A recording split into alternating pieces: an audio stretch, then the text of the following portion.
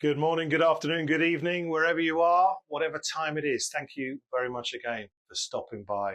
Welcome to the secrets of a ghostwriter. I'm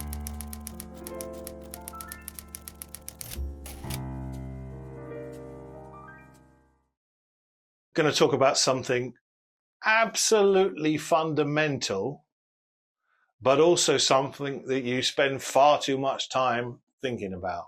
That's a contradiction, I know. Let's dive in. The title of your book.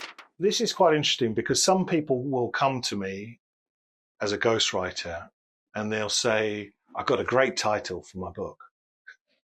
And I'll say, what's in it? And they say, well, I don't know yet.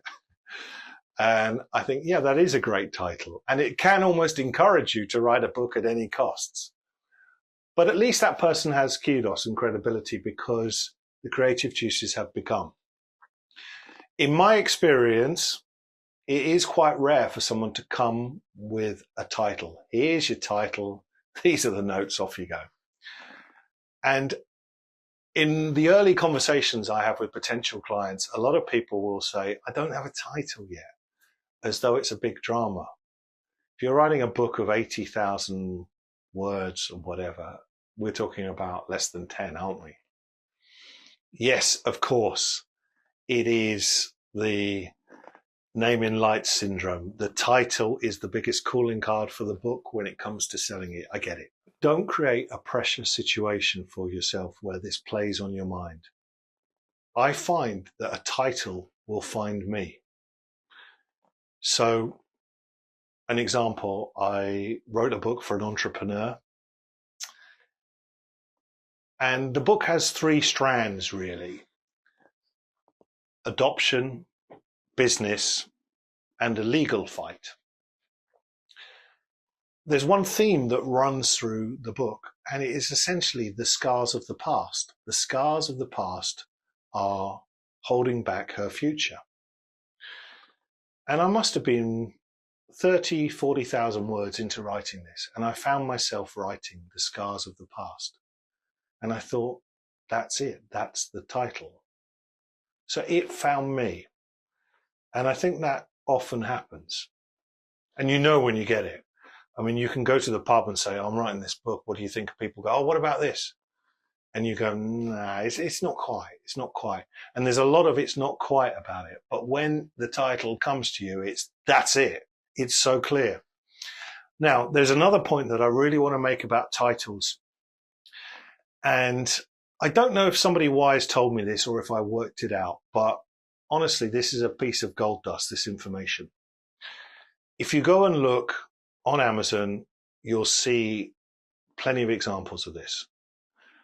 I have one rule for a title. It's got to have a really good title. Hang on. But then it's got to have a subtitle. So a really good title. So Getting Over the X was a book for Steve Brookstein, the first UK winner of the X Factor. It's a great title. Tango 190 for the late PC David Rathband, the book I'll probably reference more than any other. It's a great title. It's his call sign, or it was when he was alive and serving. There's a subtitle for that book.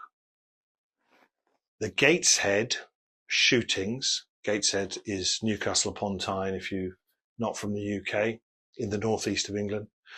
The Gateshead shootings and the hunt for Raoul Moat. Raoul Moat was the assassin. Now, why is that important? Why is the subtitle king, despite the brilliance of the title? The subtitle is king because it's the phrase people put into Google. So they might not be looking for Tango 190. You'd have to have prior knowledge of that title to be looking for it, so you wouldn't need to Google it. But if you type in, when were those Gateshead shootings and how did the hunt for Raoul Moat pan out? Well, hopefully we're going to take you there. So a great headline act, Tango 190, and an explanatory phrase that feeds into Google is the modern and only way to come up with a title for your book.